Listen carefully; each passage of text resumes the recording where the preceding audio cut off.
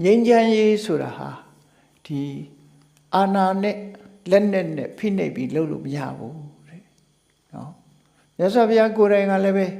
ကုတ္တရဏတုတ်မှာဟောထားတယ်တဘုံတကန်တွေကိုဒီ